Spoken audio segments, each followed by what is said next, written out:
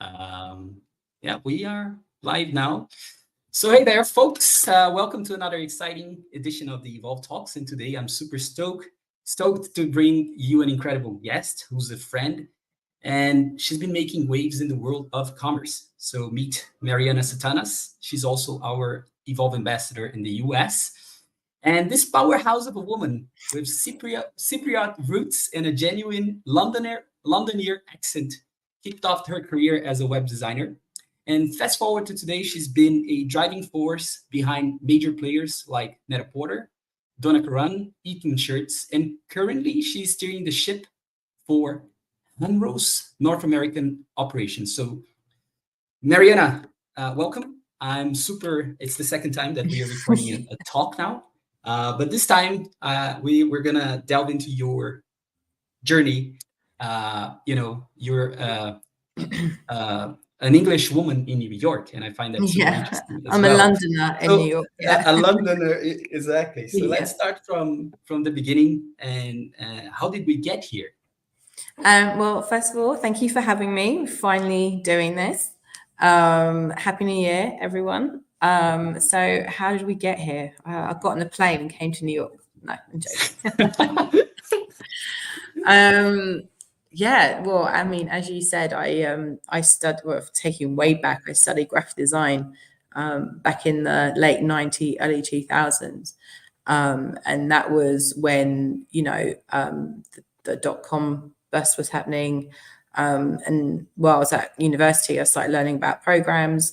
And it was a slow introduction to the web.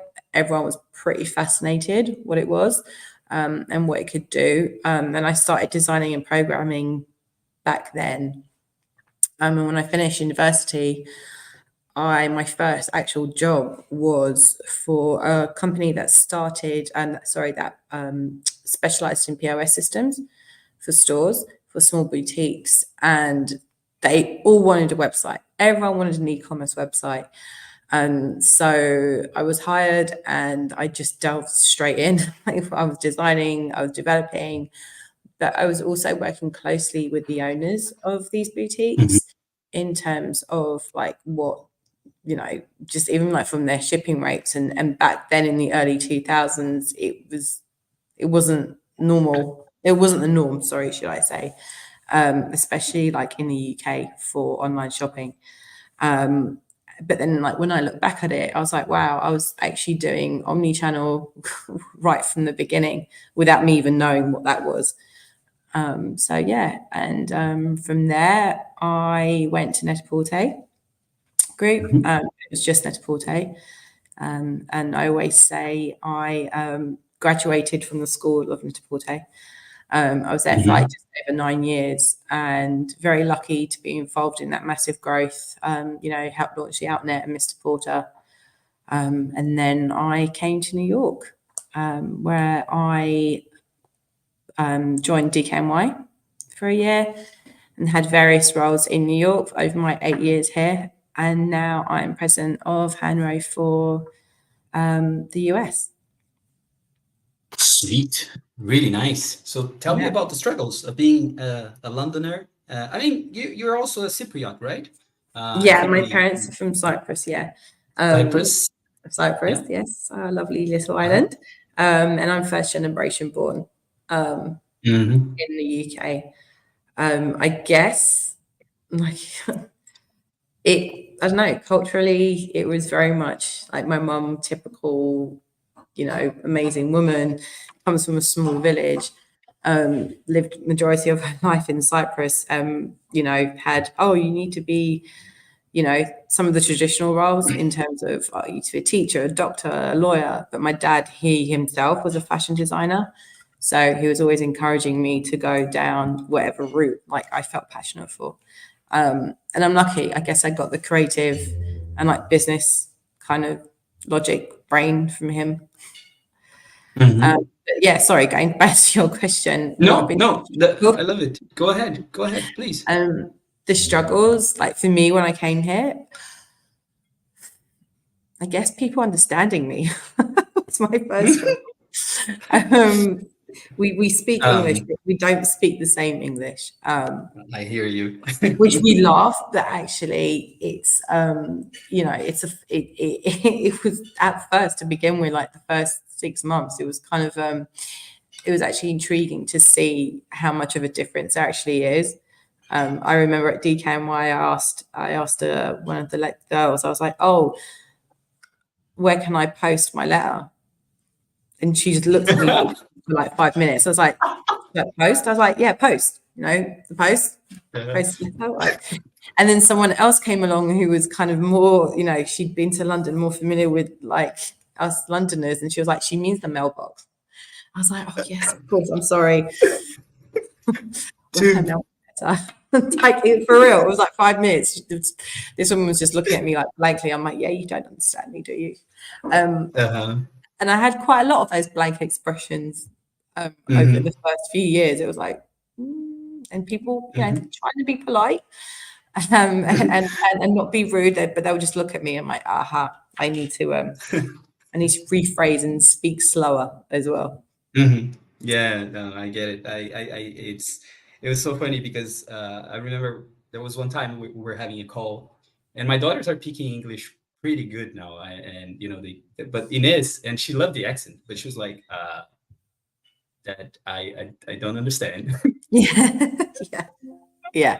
If it goes too quick, it goes too quick. I mean, yeah, like we were in Ireland, my wife and I, and I mean, there's so many subtle things about culture, right? And depending where you go in Ireland, and I can't understand. It's such a thick accent. It's beautiful, but very thick. And if they go really quick, like it's hard, right?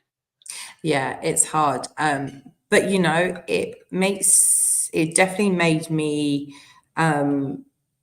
be more conscious about what I was saying, because I had to speak slower, and I had to adjust a bit so people could understand me, and because I do tend to speak fast, especially when I'm on a roll. And I get it. People don't understand me at the best of times. Speak slowly and concisely. I hope that it's more clearer. Oh, and I was with Bradley recently, and I sent you a picture. Bradley, the other Evolve ambassador, and I mean, he was explaining me that. So we were in Chelsea, and he said, there's a Chelsea accent, and he was showing me the different types of accents and that you can find in London, and just by their accent, you can judge from which region they come from, right? Yeah, no, for sure, you definitely do, and especially if you're like me. I'm a first generation born in a family of immigrants. You also have that influence as well.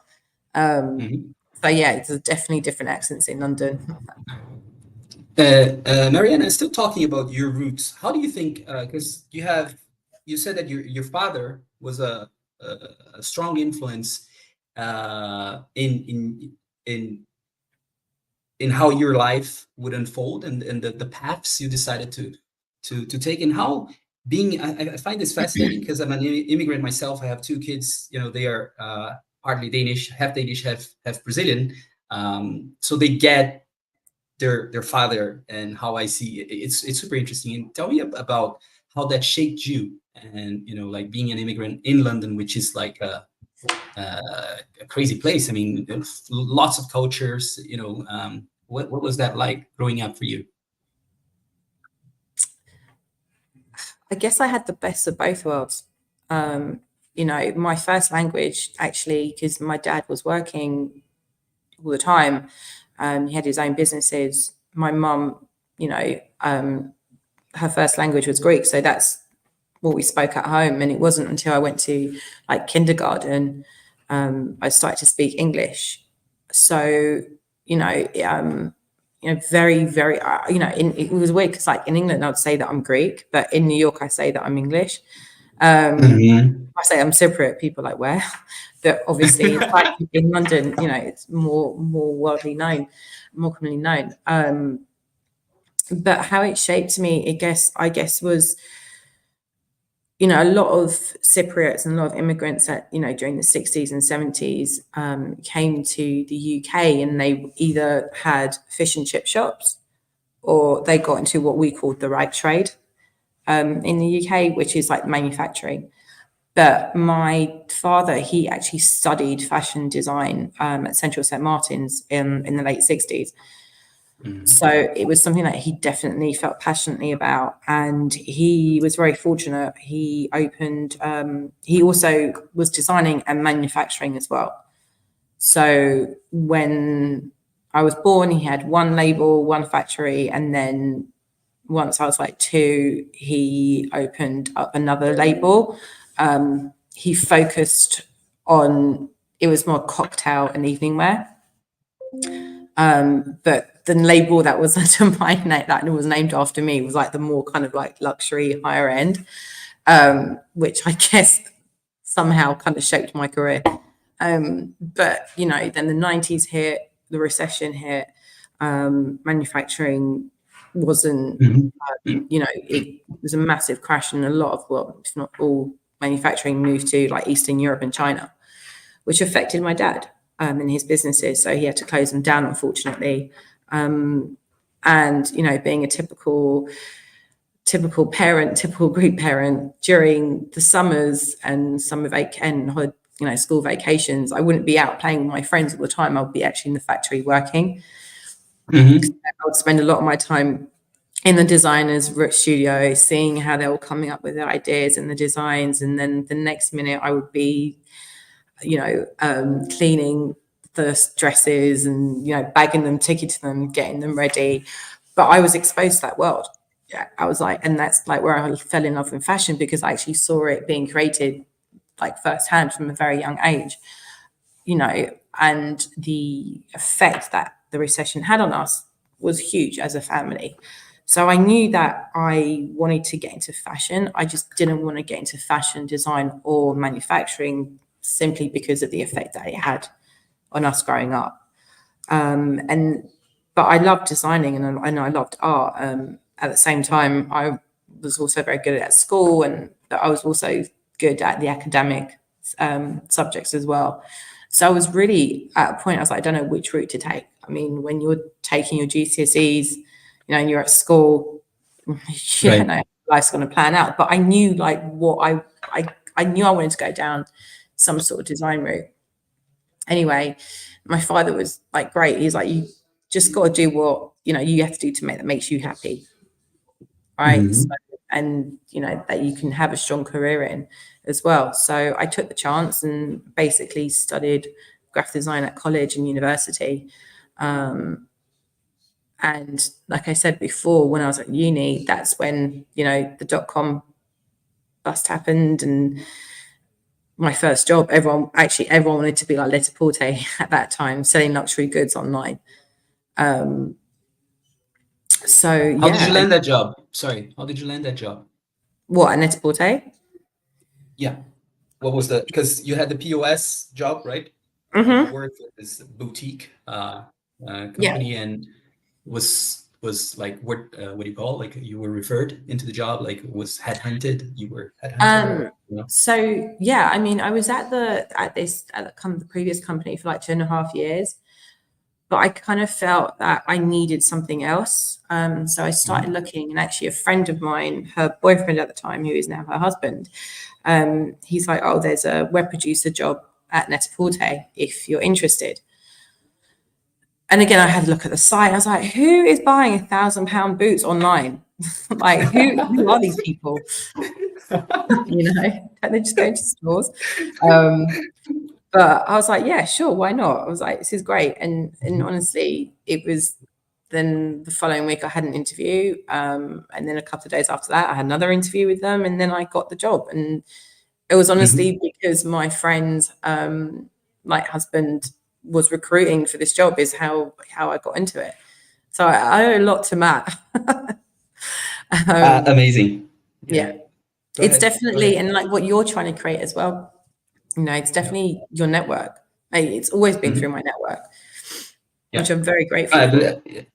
There's that sentence or whatever phrase, your network is your net worth. kind of, but I believe in the network effect. I believe in us supporting each other, and what I'm trying to do is exactly that. So I just did an interview today. The gentleman will be in our group. He's working with psilocybins and something really interesting because, yes, the niche, I ended up falling in commerce, but I think we need mental health. We need, there's so many things that we need in our group, like you know, and I want to have in our group people that can add value to each other as for the ambassadors, and then of course this has to be paid and so on. But it's about support. It's about support, like peer to peer, right? We have to support each other, get to know each other, and that kind of thing. And I'm a strong believer in that.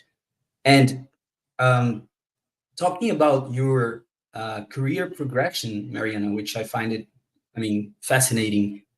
Walk us through your career progression. I like, so you were working at a net-a-porter, and then you've reached a certain level there, and then you ended up going to New York. And tell me, tell us about how that happened, and your career progression. Yeah, I have a question about education, but we'll get there. I'll find some time to ask you about that. Yeah. So essentially how I got to New York, like Yeah, that journey. and yeah, and the journey of going to New York, but in the world of commerce, and how things progressed, because you started growing in your career, right? Making, of course, making more money, all those things, but more responsibility as well. How was that? The things you had to learn along the path, and Yeah, I mean, at NAP, we were just, because we were growing so fast. Mhm. You had I went in, I was like 26. When by the time I left, I was like 36. So, that's a long time of learning. And as the business grew, so did we, and the teams grew. And, I had various roles at NAP. I wasn't just always doing the same thing. I was like started off as a web producer in IT, and then transitioned out, I guess, onto the business side, where I was doing the product managing, and then I was the head of e-commerce for Mr. Porter. But it just felt like a natural progression while I was there. And it was, at one point I was working across all three businesses. I was on this Porter, the Outnet, Mr. Porter, and it became too much. It was a lot. There was a lot to do, and it became too much, and I had to make a choice. Do I leave, or do I focus on just one of the brands? And I don't know why I'm always pulled more towards men's fashion. I really don't know why. I mean, I love it. I love women's fashion as well, but with men's, I just find it fascinating. And so, yeah, everyone had the opportunity actually to submit a business case or an idea to the founder, and I did, and presenting the case about having a men's site, and a few other people did the same thing. And I was lucky enough to be working on Mr. Porter from conception, before we went live. And so, yeah, I was dedicated there for Mr. Porter about 3 years. And then I think it got to a point where, we were about to merge with Yux. A lot of people were leaving. It was time for change. I wasn't looking to leave, but I got headhunted by an agency to, come and work for DKNY in New York. And they wanted to redesign, they wanted to re-platform, implement a new CRM system and really merge online with offline. So I was like, sitting down at the pub with my friends, as you do, really thinking about it. It's like, okay, damn, this opportunity doesn't come around every day. What have I got to lose? I knew that I would regret if I didn't go. I'm very close to my family, very close to my friends. But just something inside of me, I had my first interview and I was like, yeah, I'm going. I don't know what it was, just something inside of me. My gut was like, yeah, you're going. So within, I think my first interview was in beginning of July, mid-August, I got the role. And then we had to go through all the visa processes. And then January 5th, I landed in New York. January 5th. It was very fast. actually. It was very fast. That's amazing. And I believe you're in a relationship. I mean, Yes. yes. No, I'm asking because Yeah. we're connected on Instagram. So Yeah. did you meet your better half in New York, or My better half. I don't know, maybe my better half. Yes, I did. Yeah. okay. Yeah. I met And him he's 4 from years ago. he's from there, from New York. He's half Jamaican, half American, but he was born in Oh, Jamaica. nice. Yeah. He was Okay. born and raised in Jamaica and came here when he was 4. And he's actually lived in a couple of places around the world, like in South Africa and UK, and then in the early 2000s came back to New York. So yeah, we're worldly people. Yeah, exactly. But I think there's always a pattern, and I see that in my international friends, like internationals. For some reason, we can understand each other. Like the conversations, and I like the word "wordly" that you use, because it makes sense. Being an outsider, right? Yeah. Makes sense, Yeah. all of a sudden. Yeah. How does one evolve in their career? What's your advice for people who are looking, have this evolve thing? What's your advice for people to evolve in their life and career, in their journey? That's a deep question. Mhm.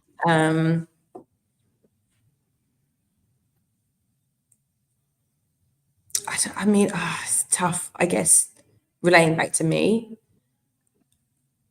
I always knew what I wanted, right? Like when I was doing something, and then I always figured out what I wanted my next step to be, or where I wanted to go. I didn't necessarily figure out how I was going to get there, but I always had something that I could see and where I visualized where I wanted to be. And then I'm not going to say I manifested it, but it happened. So I guess my advice is, just, you don't have to figure out how you're going to get somewhere, but just know where you want to go. And it doesn't have to be like 5 years down the line. It could be like the following year, the following month. It's just, if you want something, you go after it. And I definitely believe some of the things are down to luck, some of the things are down to timing. And it's also networking and speaking with peers and, getting yourself out there. And, some people are good at everything and don't specialize in nothing. And there's some people who are great at specializing in one thing. And it's like just being honest and true to yourself and knowing, yeah, I'm great at this and I'm really good at this. Not so good at this, but I'm going to work with my team and with my colleagues to, do what we need to do. I like that answer. And in your opinion, for example, because you said I've always knew what my next step would be. Have you, like in your previous roles, you've been intentional with your managers about saying, "Hey, this is where I want to get.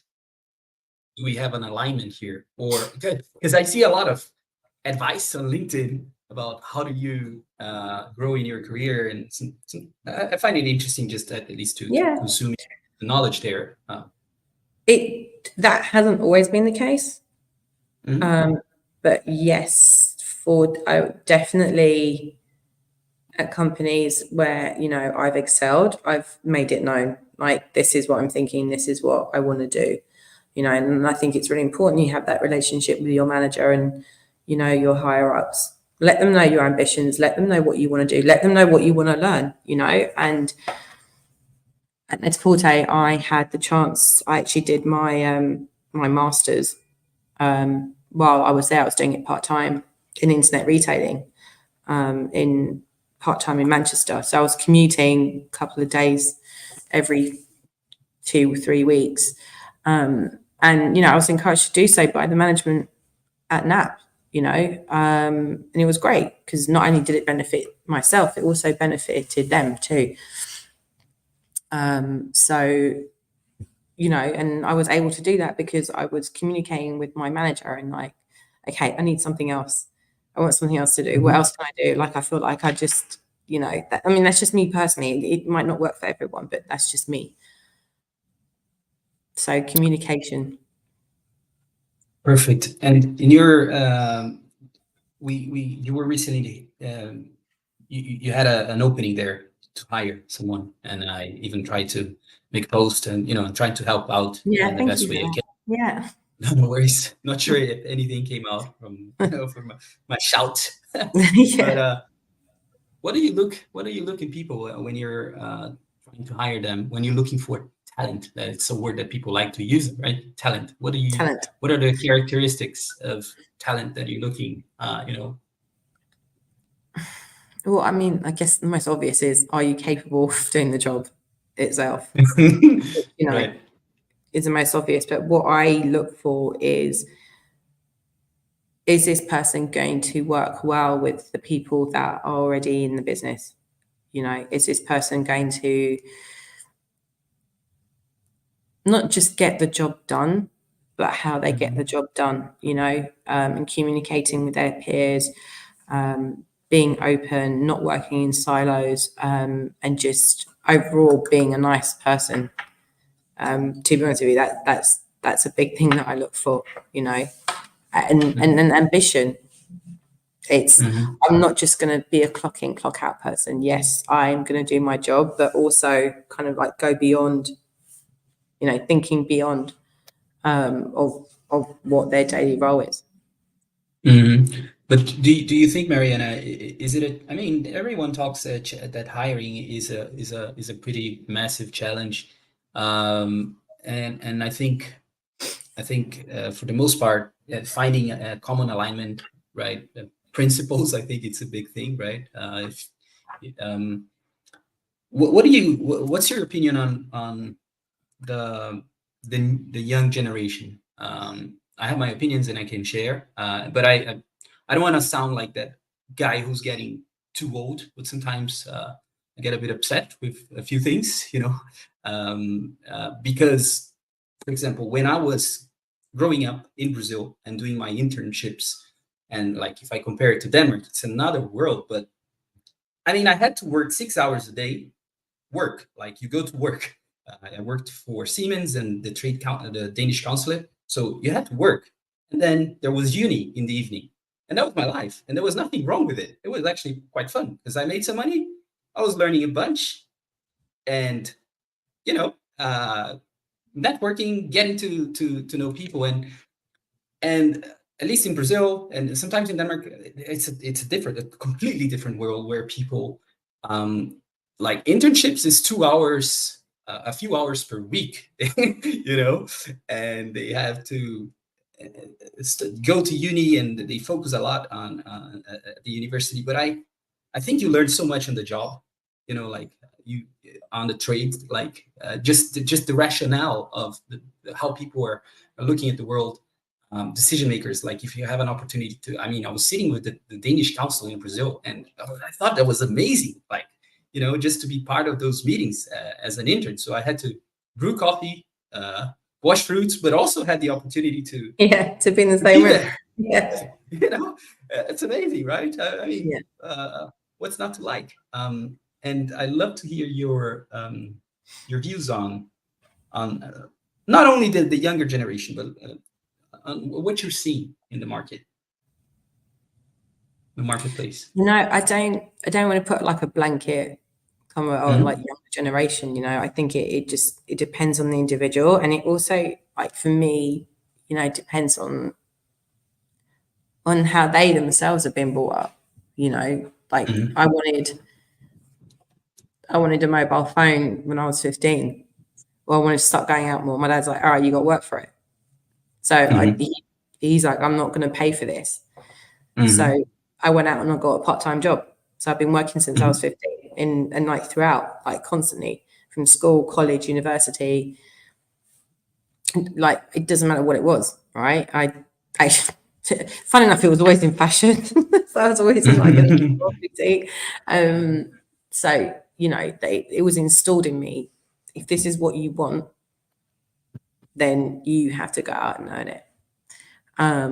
And from what, young people that I know are very fortunate, because in some of them, again, not all of them, where, it's like they're 15 and the parents are buying them this and the parents are buying them that, and they don't have to go out and work. And, fair play. That's how, you want to, that's how you're raised, and that's brilliant. Doesn't mean it's going to be bad. But what I do think there is a difference, though, between bit going and starting off early and earning your own money than not. In my experience, and in the workplace now, we've got people fresh out of college and they're old souls, and they get down and they work and they're really super eager. Having said that, I've worked at other places and it's like, oh, it's 6:01. I need to go. But I've asked you to do this.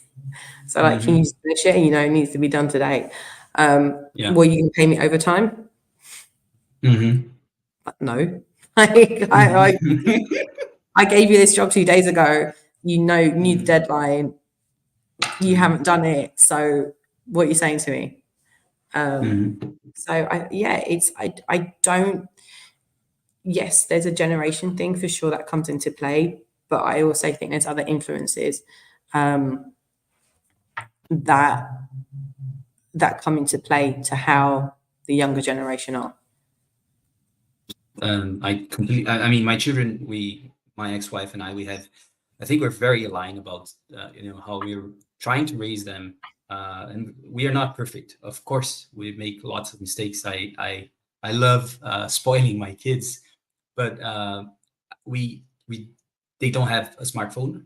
It's a no-no, simply because this is a weapon. I think. I mean, once dangerous. I think it's right. I think it's so dangerous and addictive. I have challenges like to control myself. So imagine a 9-year girl, like once they have a smartphone in their hands. So I mean, there's no education. Like we were the first generation growing up with a smartphone, right? So we need to understand also how to use it and how to get educated, because this is so. I mean, my first mobile wasn't even smart. That's how old I am. Like a brick Motorola phone. It was like one of those Nokias, with the snake thing. with an antenna like this. Yeah. Brilliant. No, exactly. I mean, my first console was like an Atari, and then it was like Nintendo, Super Mario Brothers. It was just the Game Boy, it was different times, and but then my parents are probably looking at me and going, I never had that as a child. Exactly. We were out in the fields picking strawberries for work. It's just, that's what I mean. There's a different, it depends. Every generation is different, but I do believe it's a mindset that's installed in you and how you're growing up and who you want to be as a person. Do you want to be that person who's clock watching? Oh, it's a minute past 6 p.m. I need to go. Yeah. Or are you going to be that person? Oh, do you know what? It's going to take me another 10 minutes to do, and then I'm doing it. I'm leaving. Yeah, but that sort of attitude is shaped, I think, with, like you had to start working. You started working because you wanted to have your things, right? And that shapes you as a person. And I completely agree. Marianna, let's talk about a bit about your job. And so you're working for a Swiss company now, right? Last I heard. Originally, it was so Hanro was founded by a Swiss family. Yes, it's now Austrian owned. Yeah. Austrian, oh, perfect. And so what's that company like? What are you guys doing? I mean, it's a fashion company. I can see some. It's an intimate apparel company, yeah. So it's like underwear and streetwear and loungewear. Yeah. What we're doing, as in right now, what we're doing, full stop. No, it's great. It's a lovely. It's honestly, it is. When I was looking for a new role, my one of my first priorities was like culture and people. And honestly, again, I just knew what I wanted, and it just happened. Everyone's amazing here, great people. A lot of people have been here for over like 15 years, which to me says a lot about a company. And there's a lot of changes happening. We're focusing a lot on our D2C e-commerce channels this year, which is exciting. And even in our stores, like really focusing on clienteling. And yeah, no, it's an exciting time. It's a real exciting time. Nice. And when you have physical stores, D2C, and In the what's the US, business like? yeah. In the US, yes. How many stores do you have in the US? There's 2 in Manhattan and 1 in Beverly Hills. Right. And in Europe? I hadn't. Yeah, they're in. Yeah. I think there's 1 in UK. I can't remember offhand how many there are in Europe, but they're mostly like in Switzerland and Austria and Germany. Mm-hmm. And then we're in like department stores as well, like all the majors. Perfect. So when you talk about clienteling, is it any specific technologies? It's like what are you doing? Live commerce? At the moment, at the moment, we're not focusing on tools just yet. It will be a focus later on. I'm focusing actually on the website right now. But in terms of clienteling, it's more of like the mindset of the teams. And we have an amazing customer service team as well. And they provide such a great service to our clients and a great rapport.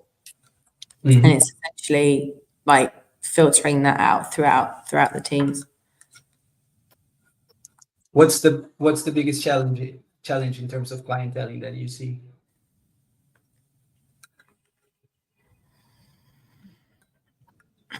What's the biggest challenge? I mean, one of the biggest challenges is definitely not having the tools. I guess the biggest challenge is like where our stores are, we have a different client base. It's like even our Madison customer is different from like our meatpacking customer. So it's like, how do you cater towards each client without coming across like you're just some broad kind of message and communications? I have a tool for you, but we will speak in private if you want to know. Yeah. Have you heard? Remember Scott? He used to work for PowerFront. It's really powerful. Yeah. I mean, with tools, I'm not. There's very yeah. Mm-hmm. Cool, Marianna. One thing. Let me think about this question. We are on 37 minutes. Let's try to make it 40. 40 a little bit. So you told me how does one evolve in their career. So what's next for you? Let's finish like that. What's next for for the evolving career of Marianna?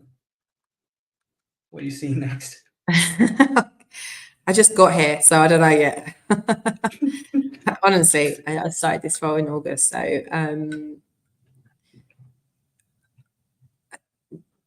I want to, like, for me personally, I want to be a better leader. I want to evolve in my leadership skill set, and really help not just grow the business, but also grow my team. I don't mean that like in numbers, just as individuals themselves. How many people are you leading today? In total? In total, yes. There's about, in the US, there's over 50.